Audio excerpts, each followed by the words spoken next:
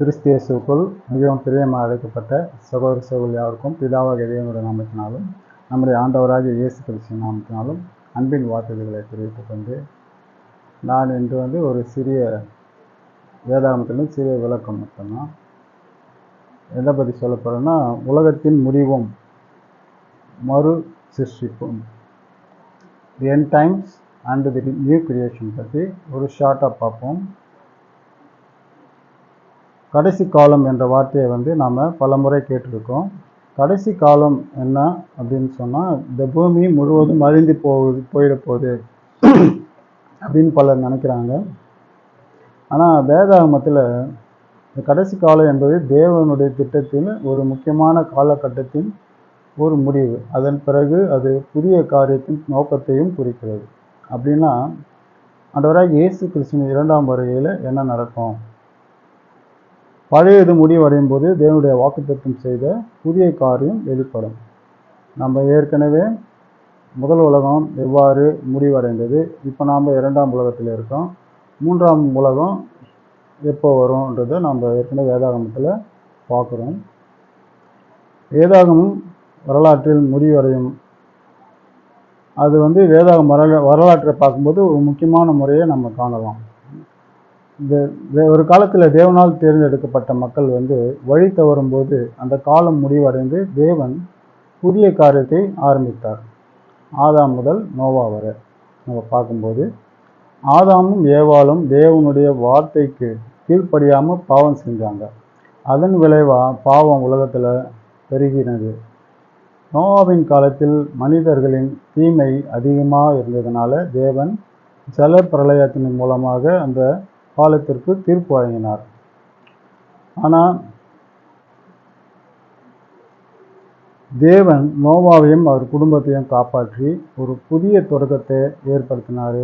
இதிலிருந்து நாம் ஒரு பாடத்தை கற்றுக்கொள்ளலாம். ஒரு காலம் முடிவடைவது என்பது தேவனுடைய திட்டம், முடிவடைவது அல்ல. புதிய காரியத்தை தேவன் ஆரம்பிக்கிறார் அப்படின்று நாம் புரிந்து கொள்ள வேண்டும். இஸ்ரவேல் காலமும் புதிய உடன்படிக்கையும். பின்னர் தேவன் ஆபிரகாமை அழைத்து அவருடைய சந்ததியை ஆசீர்வதிப்பதாக வாக்குத்தத்தம் செய்கிறார். மோசேயின் மூலம் இஸ்ரேல் மக்கள் தேவனுடைய தேர்ந்தெடுக்கப்பட்ட மக்களாக அமைக்கப்பட்டார்கள். ஆனால் காலப்போக்கில் இஸ்ரேல் மக்கள் பலமுறை தேவனை விட்டு விலகி சென்று விட்டார்கள். அவர்கள் தேவனுடைய உடன்படிக்கையை மீறினார்கள். ஆகையினால பழைய உடன்படிக்கையின் காலத்திற்கு பிறகு தேவன் ஒரு புதிய உடன்படிக்கையை வாக்குத்தத்தம் செய்தார். எரேமியா 31:31 நாம் பார்க்குறோம். இதோ நாட்கள் வரும் என்று கர்த்தர் சொல்கிறார், அப்பொழுது இஸ்ரவேல் மக்களுடன் யூதா மக்களுடனும் புதிய உடன்படிக்கையை செய்வேன் அப்படின்னு சொல்கிறாரு. இந்த வாக்குத்தத்தின் நிறைவேற்றமாக ஆண்டவராகிய இயேசு கிறிஸ்து வந்தார். ஆண்டவராகிய இயேசு கிறிஸ்துவின் முதல் வருகையையும் நல்ல வித்தும் விதை. இயேசு கிறிஸ்து வந்தபோது அவர் தேவனுடைய வார்த்தையை மக்களிடம் விதைத்தார். மத்தேயு 13ஆம் அதிகாரத்தில் நாம் பார்க்குறோம். இயேசு ஒரு உவமையை சொல்கிறார். ஒரு மனிதன் தன் வயலில் நல்ல வித்தை விதைத்தான். வித்துனா விதை. ஆனால் இரவில் சத்துரு அந்த வயலில் களைகளையும் விதைக்கலாம். இதன் பொருள் அப்படின்னு என்னன்னு சொன்னால், நல்ல வித்து என்பது தேவனுடைய வார்த்தையால் உருவாகும் மக்கள். கலைகள் துன்மார்க்கனுக்கு உரியவர்கள். இரண்டும் ஒரே வயலில் வளர்கிறது. இதே போல கிறிஸ்தவ உலகத்திலும் உண்மையான விசுவாசிகளுக்கும் உண்மையான விசுவாசம் இல்லாதவர்களுக்கும் ஒன்றாக இருக்கிறார்கள். இந்த யுக முடிவில் அறுவடை நடக்கும் போது மத்தேயு 13ஆம் அதிகாரம் 39ஆம் வசனத்தில் இயேசு அறுப்பு காலத்தின், அதாவது அறுப்பு உலகத்தின் முடிவு அப்படின்னு சொல்கிறாரு. அறுவடை காலம் வந்தபோது கோதுமையும் களையும் வீட்ஸ் பிரிக்கப்படுது. அதே போல் இந்த யுக முடிவில் பிரித்தறியும் வேலை நடைபெறும்.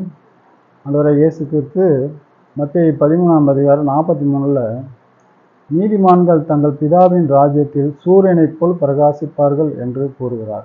இதிலிருந்து நாம் ஒரு முக்கியமான விஷயத்தை புரிந்து கொள்ள வேண்டும். கடைசி காலம் என்பது வெறும் பயப்பட வேண்டிய காலம் அல்ல, அது தேவனுடைய சத்தியம் வெளிப்படும் காலமாக இருக்கிறது. இரண்டாம் வருகையில் புதிய சிருஷ்டி, நியூ கிரியேஷன், ஆண்டவராகிய இயேசு கிறிஸ்துவின் இரண்டாவது வருகையை பற்றி வேதாகமத்தில் பல இடங்களில் பேசப்படுகிறது. வெளிப்படுத்துதல் புஸ்தகத்தில் பழைய வானமும் பழைய பூமியும் கடந்து போகிறது, புதிய வானமும் புதிய பூமியும் வருவதை பற்றி கூறப்படுகிறது. வெளிப்படுத்தின விசேஷம் அதிகாரம் 21:1 புதிய வானத்தையும் புதிய பூமியையும் கண்டேன். இதன் மூலம் தேவன் தமது ரட்சிப்பின் திட்டத்தை நிறைவேற்றி புதிய படைப்பை வெளிப்படுத்துவதை நாம் பார்க்கிறோம்.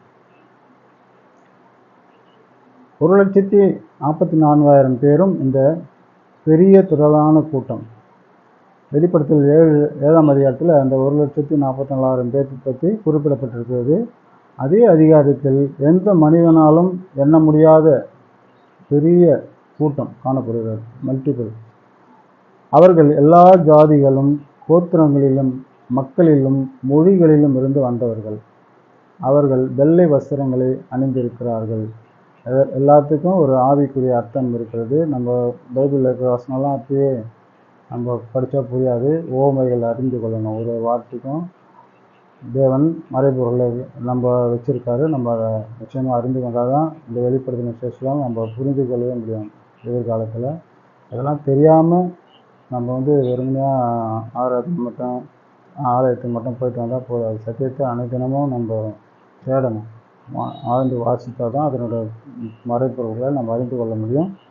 வெளிப்படுத்தல் விசேஷம் 7:14 அவர்கள் தங்கள் வஸ்திரங்களை ஆட்டுக்குட்டியானுடைய இரத்தத்தில் துவைத்து வெண்மையாக்கினார்கள் என்று கூறப்படுகிறது.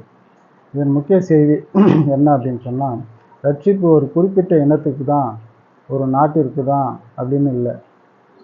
எல்லா மக்களும் தேவனுக்கு ரட்சிப்புக்கு அழைப்பு உள்ளது. நமக்கான இந்த முக்கியமான பாடம் அப்படின்னு சொன்னாங்கன்னா, அன்பானவர்களே, இந்த கடைசி காலத்தை பற்றி அறிந்து கொள்வது மட்டும் போதாது. நாம் நம்மையே பரிசோதிக்க வேண்டும்.